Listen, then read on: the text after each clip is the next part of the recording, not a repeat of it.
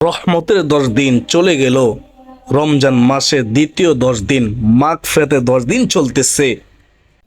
এই রমজান মাসের দ্বিতীয় 10 দিন মাগফিরাতের ক্ষমার এই 10 দিনে আপনারা এই 11টি জিকির করতে কখনো ভুলবেন না। ওই নারী পুরুষ কতই না ভাগ্যবান, যেই নারী পুরুষ এই পবিত্র রমজান মাসের দ্বিতীয় 10 দিনে মাগফিরাতের 10 দিনে বেশি বেশি করে এই 11টি জিকির করবে ইনশাআল্লাহ। এই 11টি জিকির করলে জীবনের গুনাহ মাফ হবে। এই 11টি জিকির করলে অভাব দূর হবে। এই 11টি জিকির করলে আল্লাহ খুশি হবে, আল্লাহ রাসূল সাল্লাল্লাহু আলাইহি ওয়াসাল্লাম খুশি হবে। দুনিয়া ও আখিরাতে কল্যাণ পাবেন, দোয়া কবুল হবে, মনের আশা পূর্ণ হবে, ঋণ থাকলে ঋণ পরিশোধ হবে। সর্বোপরি কথা হলো আপনার সকল সমস্যার সমাধান মহান আল্লাহ রব্বুল আলামিন এই রমজান মাসেই করে দেবে ইনশাআল্লাহ। আপনি যত বড় বিপদে পড়ুন না কেন, বিপদ থেকে আল্লাহ তাআলা আপনাকে হেফাজত করবেন ইনশাআল্লাহ। রাসূলুল্লাহ সাল্লাল্লাহু আলাইহি ওয়াসাল্লাম সব সময় এই 11টি জিকির করতেন, আমাদেরকে করার জন্য হাদিসের মাধ্যমে উৎসাহিত করেছেন। তো আমরা এই পবিত্র রমজান মাসে, রহমত মাগফিরাত নাজাতের মাসে, রমজানের দ্বিতীয় 10 দিন মাগফিরাতের 10 দিন এই 11টি জিকির করতে আমরা ভুলব না ইনশাআল্লাহ। প্রিয় দিনদার মুসলমান ভাই ও বোনেরা, আমি গুনাহগার, 11টি জিকিরের কথা বলে দেব। তার পূর্বে আপনারা রমজান মাস সম্পর্কে সংক্ষেপে শুনুন, অন্তরে শান্তি আসবে। রাসূলুল্লাহ সাল্লাল্লাহু আলাইহি ওয়াসাল্লাম বলেন, পবিত্র রমজান মাস এত দামি মাস, এই পবিত্র রমজান মাসে একটি নফল ইবাদত করলে আল্লাহ তাআলা এত খুশি হয় যে একটি ফরজ আদায় করার সওয়াব আল্লাহ তাআলা আমলনামায় দান করেন রমজানের খাতিরে। সুবহানাল্লাহ। রমজান মাস এত দামি মাস যে এই পবিত্র রমজান মাসে কেউ যদি একটি ফরজ আদায় করে আল্লাহকে খুশি করার জন্য, একটি ফরজ আদায় করলে 70টি ফরজ আদায় করার সওয়াব দান করেন। সুবহানাল্লাহ। এর চেয়ে সুসংবাদ আর কি হতে পারে। রমজান মাস এত দামি মাস, এই পবিত্র রমজান মাসে আল্লাহ তাআলা অসংখ্য বান্দা বান্দিকে ক্ষমা করে দেন, জাহান্নাম থেকে মুক্তি দেন। হাদিসের মধ্যে আছে, পবিত্র রমজান মাসে চাঁদ উদিত হওয়ার সাথে সাথে আল্লাহ তাআলা শয়তানকে বন্দী করেন, জাহান্নামের দরজাগুলো বন্ধ করে দেন। সুবহানাল্লাহ। আকাশে রহমতের দরজাগুলো খুলে দেন, জান্নাতের দরজাগুলো খুলে দেন। সুবহানাল্লাহ। কিতাবের মধ্যে আছে, রমজান মাস এত দামি মাস, রমজান মাসে কবর আযাব পর্যন্ত মাফ হয়ে যায়। সুবহানাল্লাহ, সুবহানাল্লাহ। এই রমজান মাস উম্মতের মাস। হাদিসের মধ্যে আছে, রাসূলুল্লাহ সাল্লাল্লাহু আলাইহি ওয়াসাল্লাম বলেছেন, পবিত্র রমজান মাস এটা হচ্ছে আমার উম্মতের মাস। সুবহানাল্লাহ।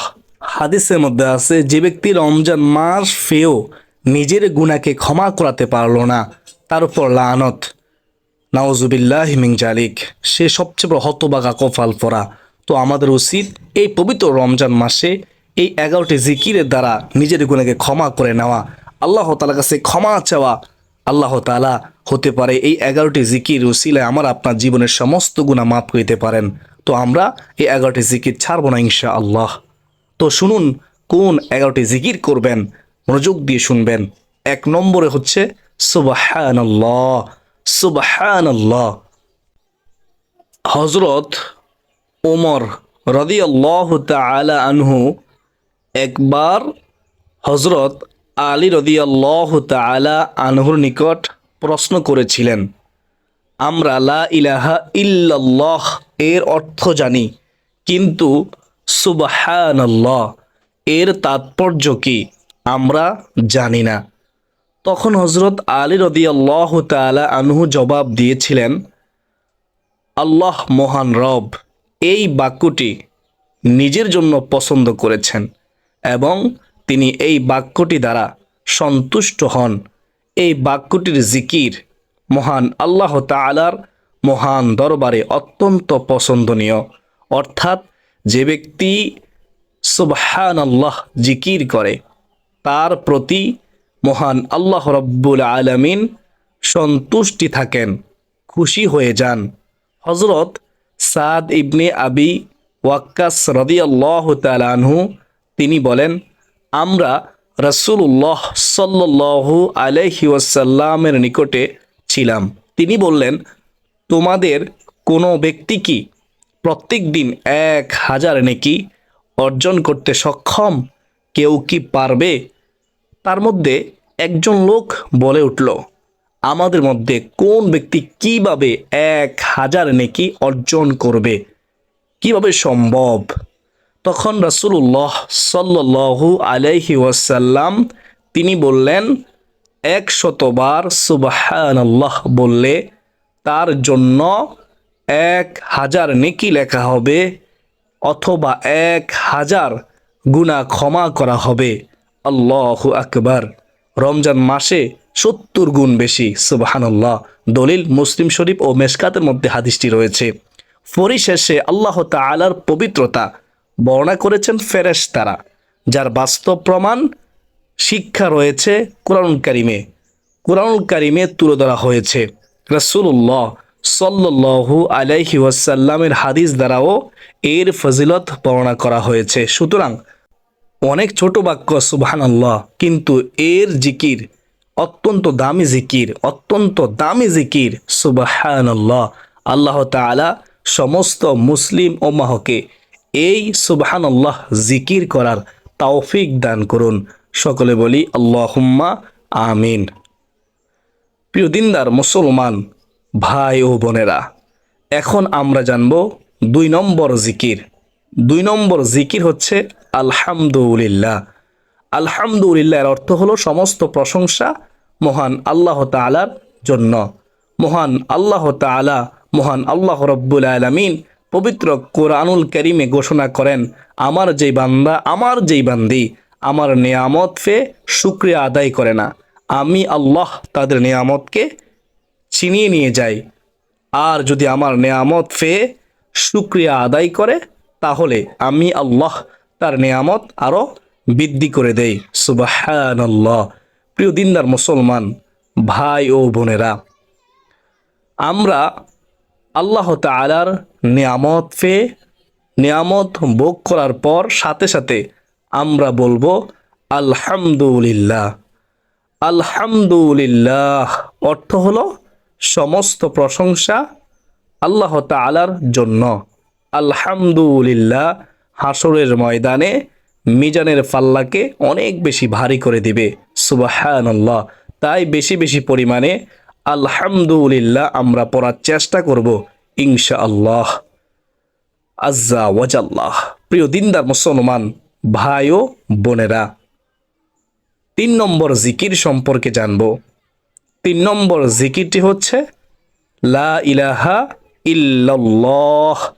লা ইলাহা ইল্লাল্লাহ হাদিসের মধ্যে হযরত মুআজ রাদিয়াল্লাহু তাআলা আনহু তিনি বর্ণনা করেন, রাসূলুল্লাহ সাল্লাল্লাহু আলাইহি ওয়াসাল্লাম বলেছেন, যে ব্যক্তি খালেস অন্তরে একনিষ্ঠতার সঙ্গে লা ইলাহা ইল্লাল্লাহ বলবে, সে জান্নাতে প্রবেশ করবে। সুবহানাল্লাহ। মুসনাদে আহমদ শরীফের হাদিস।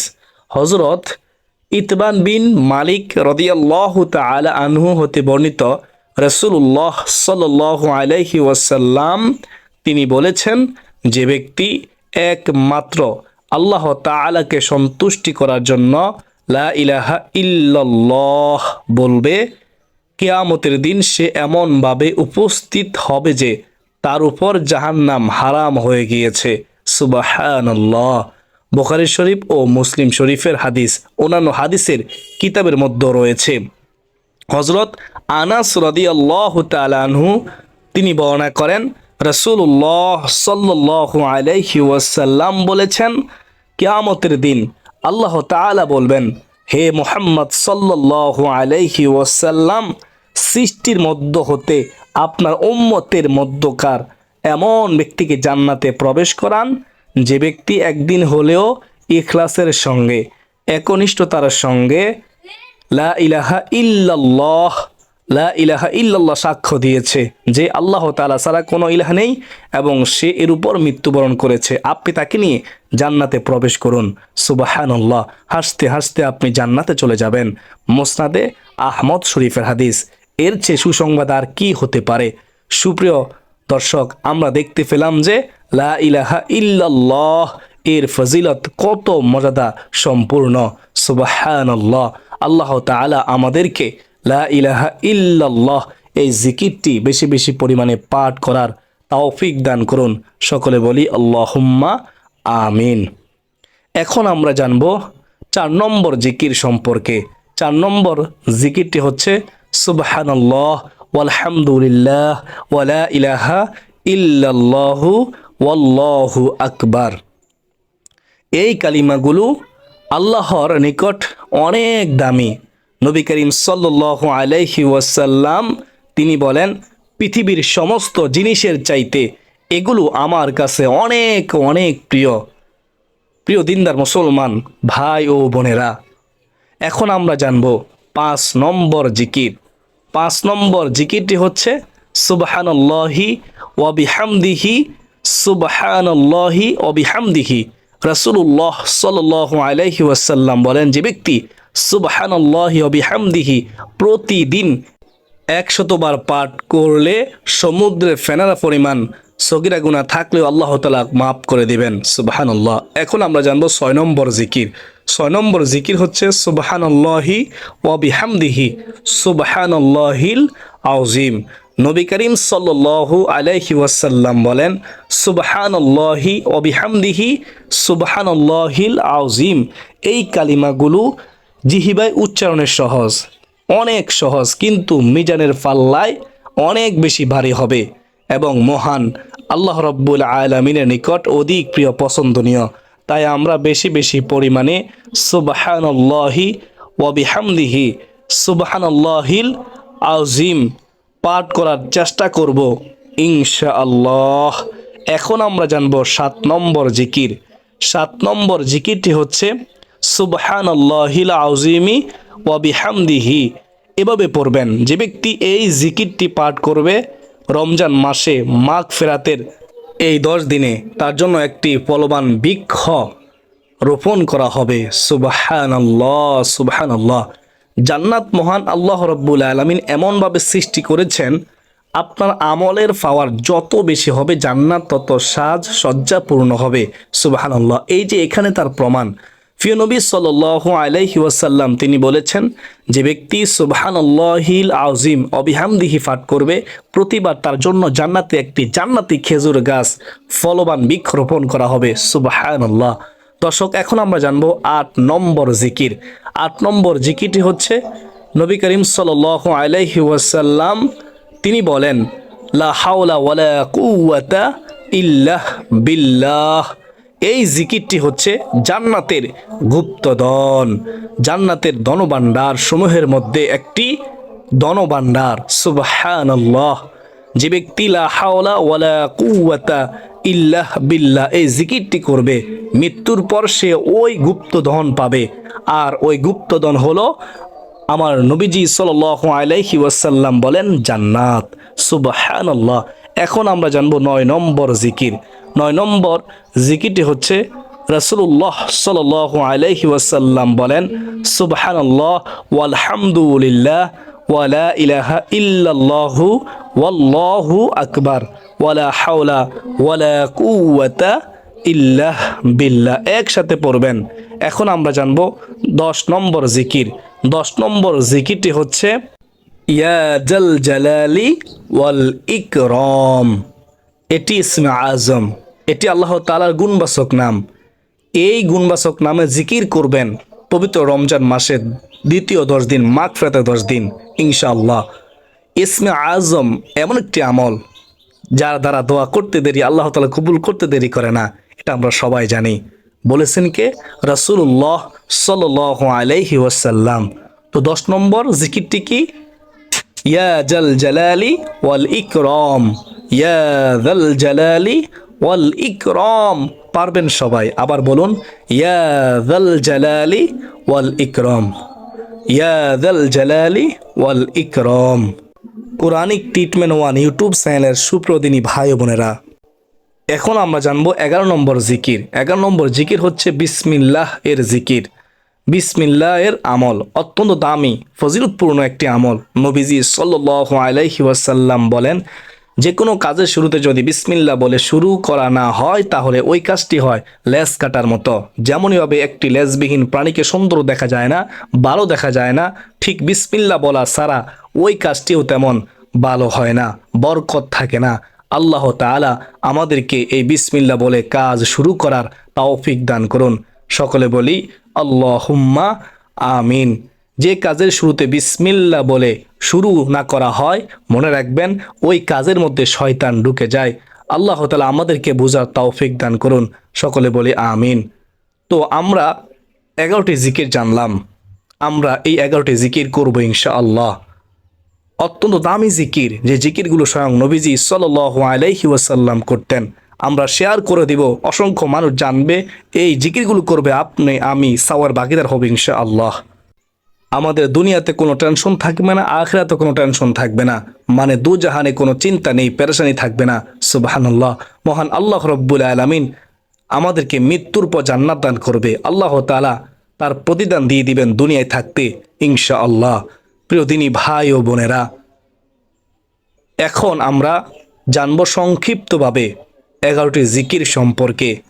1 নম্বরে হচ্ছে সুবহানাল্লাহ, 2 নম্বরে হচ্ছে আলহামদুলিল্লাহ, 3 নম্বরে হচ্ছে লা ইলাহা ইল্লাল্লাহ, 4 নম্বরে হচ্ছে সুবহানাল্লাহ ওয়ালহামদুলিল্লাহ ওয়া লা ইলাহা ইল্লাল্লাহু ওয়াল্লাহু আকবার, 5 নম্বরে হচ্ছে সুবহানাল্লাহি ওয়া বিহামদিহি, 6 নম্বরে হচ্ছে সুবহানাল্লাহি ওয়া বিহামদিহি সুবহানাল্লাহিল আযীম, 7 নম্বরে হচ্ছে সুবহানাল্লাহিল আযীমি ওয়া বিহামদিহি, 8 নম্বরে হচ্ছে লা হাওলা ওয়ালা কুওয়াতা ইল্লা বিল্লাহ, 9 নম্বরে হচ্ছে